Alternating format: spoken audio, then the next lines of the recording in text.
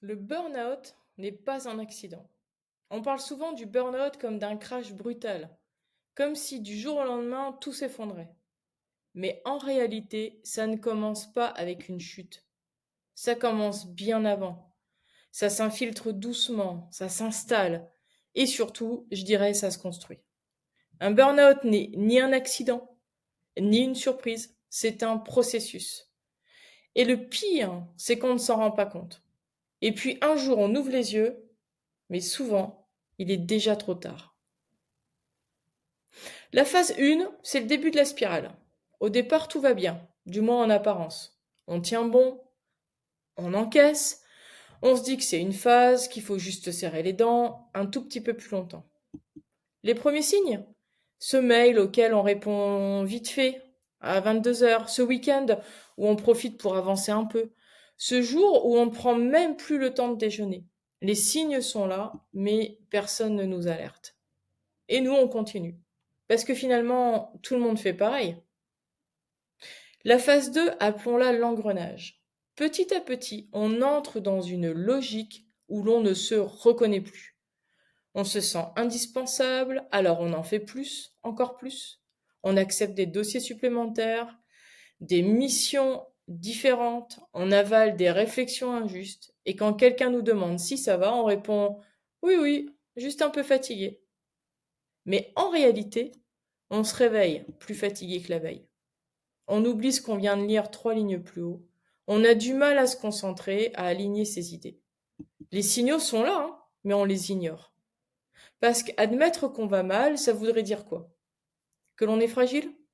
Que l'on est incompétent? Que l'on n'est pas assez résistant? En fait, non. Ça veut juste dire que l'on est humain. La phase 3, pardon, appelons-la le point de bascule. Et puis un jour, tout devient trop.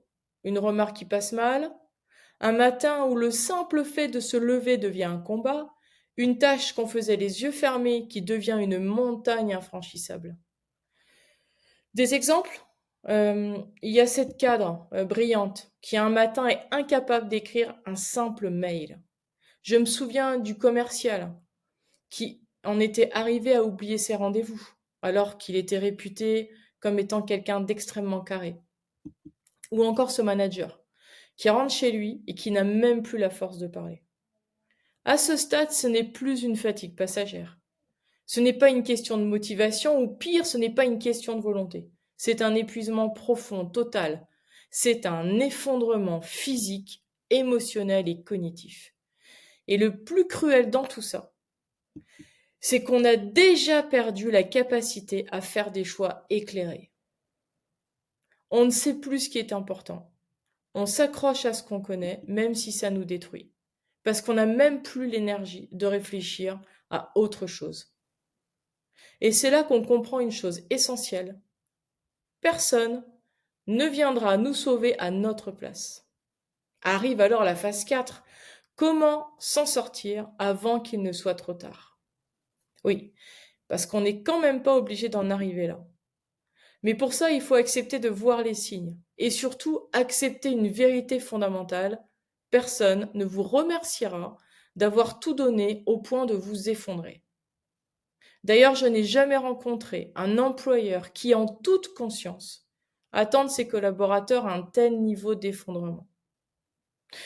Alors, dès maintenant, changez votre perception du travail. Je vais vous poser une question. Lorsque vous êtes en soirée et que vous faites connaissance avec quelqu'un, que se passe-t-il? Il y a la fameuse question, et toi, tu fais quoi dans la vie?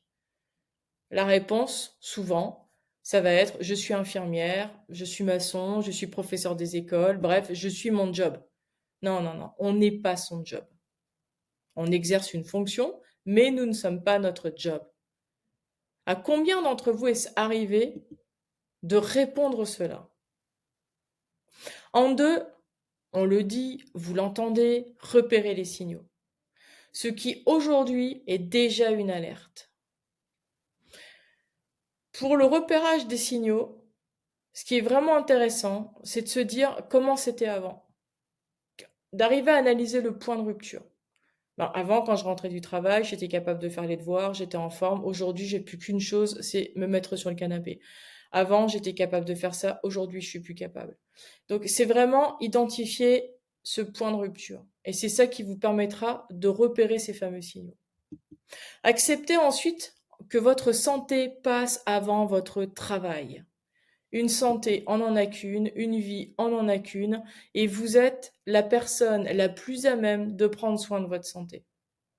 Et en quatre, je dirais, osez parler, alertez, cherchez des solutions, entourez-vous, faites-vous accompagner pour récupérer cette fameuse lucidité dont on a besoin et ce pouvoir d'agir. Vous pouvez aimer votre travail. On peut être impliqué, on peut être passionné, on peut être dévoué, mais il est important de le faire sans se détruire. Donc je vous pose la question, et vous, où en êtes-vous? Est-ce que certains des signaux dont on a parlé vous évoquent quelque chose? Est-ce que vous vous êtes reconnu quelque part? Il est urgent de repenser notre rapport au travail. Il est essentiel d'apprendre à écouter les signaux que notre corps nous envoie. Il est temps de voir la santé au travail comme une priorité et non comme un luxe. Je vous remercie et je vous dis à très vite.